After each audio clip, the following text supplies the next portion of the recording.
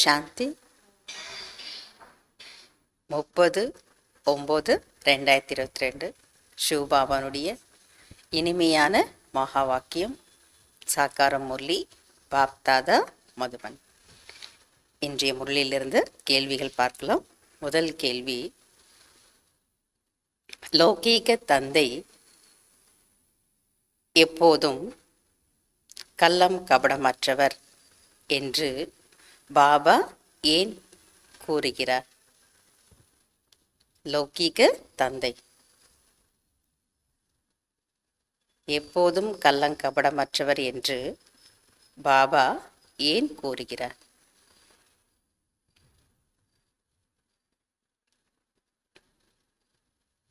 இரண்டாவது கேள்வி, கல்ப மரத்தை பாபா எந்த மரத்துடன் ஒப்பிடுகிறார், ஏன்?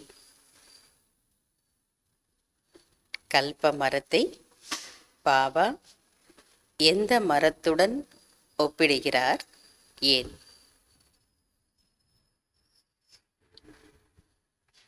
மூன்றாவது கேள்வி,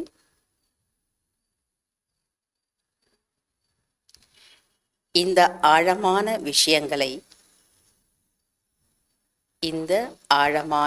விஷயங்களை யார் தாரணை செய்ய முடியும்? யார் தாரணை செய்ய முடியும்? நான்காவது கேள்வி,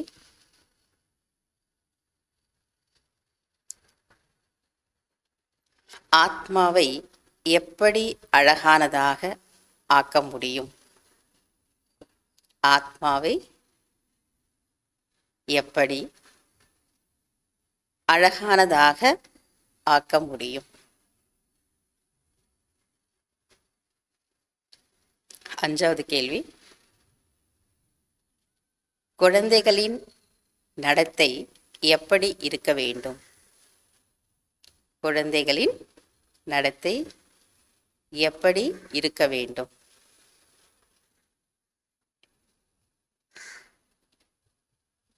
ஆறாவது கேள்வி, அனைத்தையும் விட கெட்ட செயல் எது, ஏன்? அனைத்தையும் விட கெட்ட செயல் எது, ஏன்? ஏழாவது கேள்வி, குழந்தைகளின் தொழில் என்ன? குழந்தைகளின் தொழில் என்ன? எட்டாவது கேள்வி, யாருடைய சகவாசத்தை ஏற்படுத்தி கொள்ளக்கூடாது? யாருடைய சகவாசத்தை ஏற்படுத்தி கொள்ளக்கூடாது?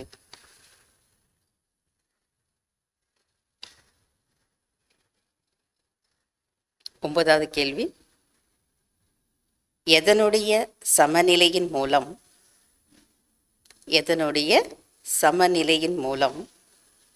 அனைவருக்கும் தந்தையின் ஆசீர்வாதத்தை அடைய வைக்க முடியும்?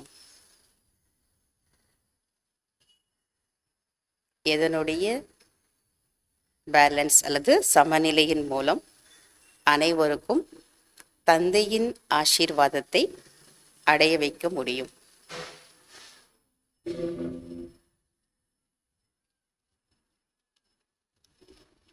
பத்தாவது கேள்வி, எப்படிப்பட்ட சூழ்நிலையிலும் யார் தோல்வி அடைய முடியாது? எப்படிப்பட்ட சூழ்நிலையிலும் யார் தோல்வி அடைய முடியாது? fill in the blanks. பிராமணர்களாகிய நீங்கள் டேஷ் மற்றும் டேஷ் இருவரையும் அறிந்திருக்கிறீர்கள்.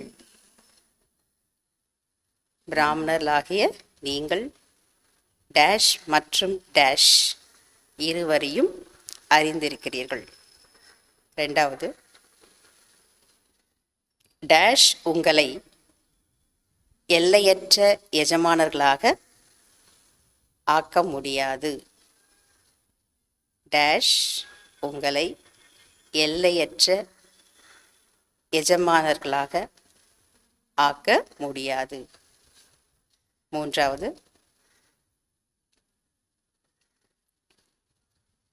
கல்பத்தின் ஆயுள் 5000 ஆண்டுகள் என்று நீங்கள் சொன்னால், கல்பத்தின் ஆயுள் 5000 ஆண்டுகள் என்று நீங்கள் சொன்னால், மனிதர்கள் டேஷ் என்று சொல்கிறார்கள். மனிதர்கள் டேஷ் என்று சொல்கிறார்கள். நான்காவது, சத்தியுகத்தில் டேஷ் என்று அழைப்பதில்லை. சத்தியுகத்தில் டேஷ் என்று அழைப்பதில்லை. அஞ்சாவது,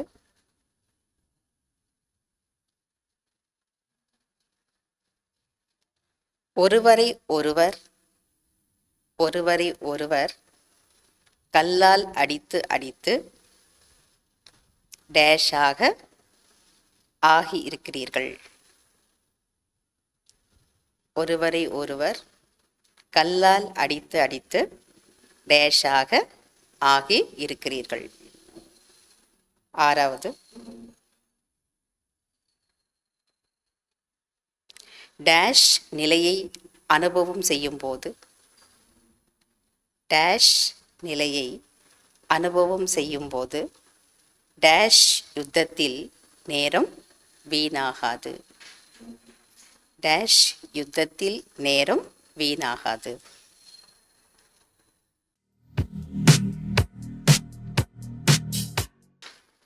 கேள்விகளுக்கு பதில் கிடைச்சிருக்கும். முதல் கேள்வி, லௌகிக் தந்தை எப்பொழுதும் கள்ளம் கபடமற்றவர் என்று பாபா ஏன் கூறுகிறார்?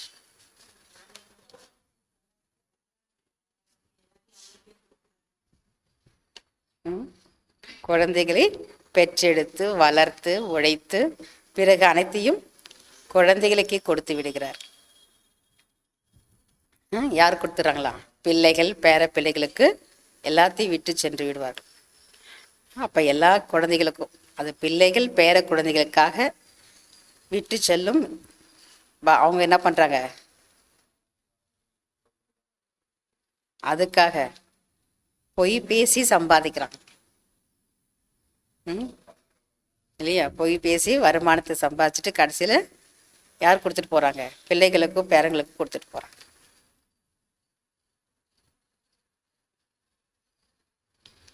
அதனால் குழந்தைகளை பெற்றெடுத்து வளர்த்து உழைத்து பிறகு அனைத்தையும் குழந்தைகளுக்கு கொடுத்து விடுகிறார். பிள்ளைகள் பேர பிள்ளைகளுக்காக விட்டு செல்லலாம் என்று பொய் பேசி சம்பாதிக்கிறார். ரெண்டாவது கேள்வி, கல்ப மரத்தை பாபா எந்த மரத்துடன் ஒப்பிடுகிறார்? ஏன்? ஏன்?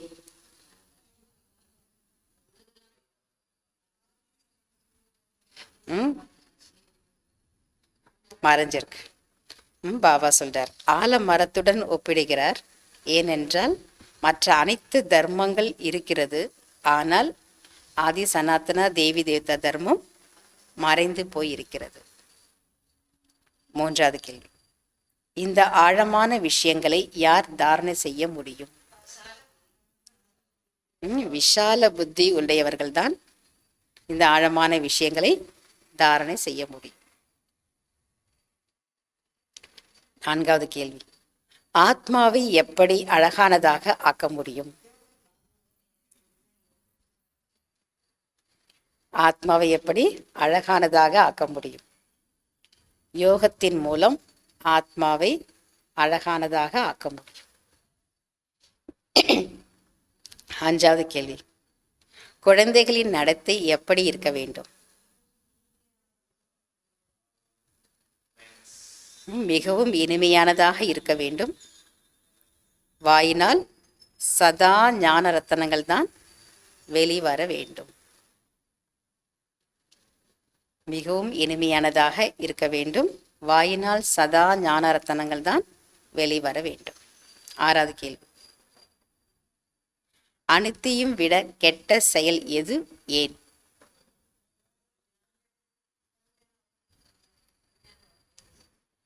யாரையாவது கல்லால் அதாவது கடும் சொற்களால் அடிப்பது என்பது மிகவும் கெட்ட செயலாம். தனக்கு நஷ்டத்தை ஏற்படுத்தி கொள்கிறார்கள். 7வது கேள்வி, குழந்தைகளின் தொழில் என்ன?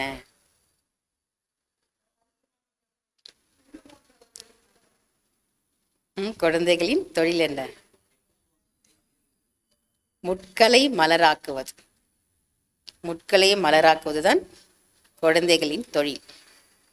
8வது கேள்வி, யாருடைய சகவாசத்தை ஏற்படுத்தி கொள்ளக்கூடாது?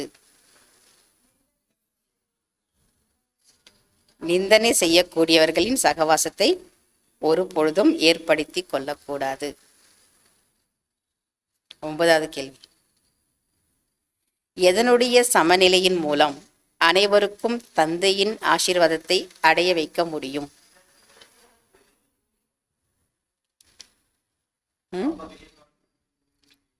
வெளிப்படுத்துதல் மற்றும் உறுதிமொழியின் சமநிலையின் மூலம்.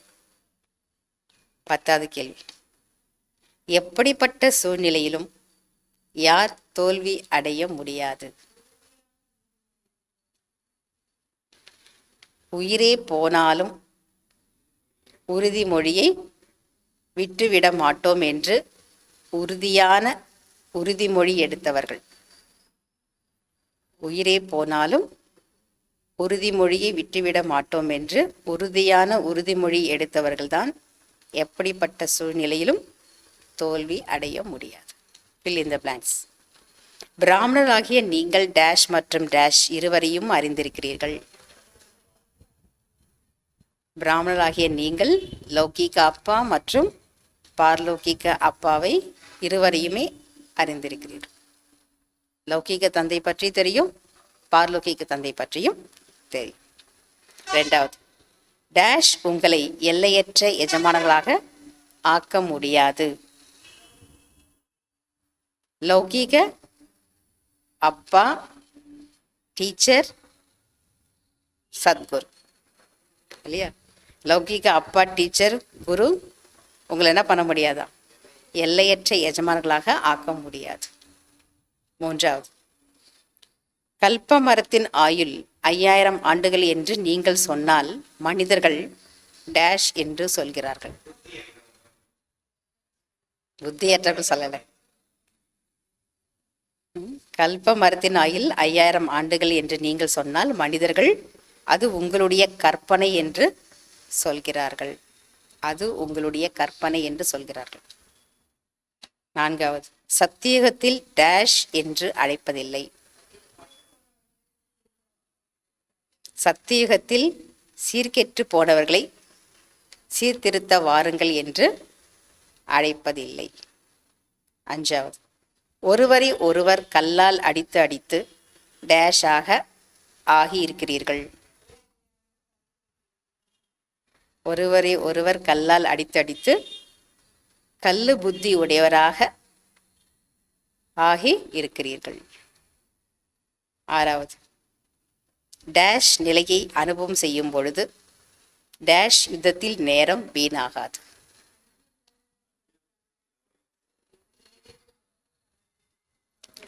அன்பில் மூழ்கிய நிலையை அனுபவம் செய்யும் பொழுது நினைவு மற்றும் மறதியின் யுத்தத்தில் நேரம் வீண் ஆகாது. அச்சா. ஓம் சாந்தி. தேங்க்யூ பாபா.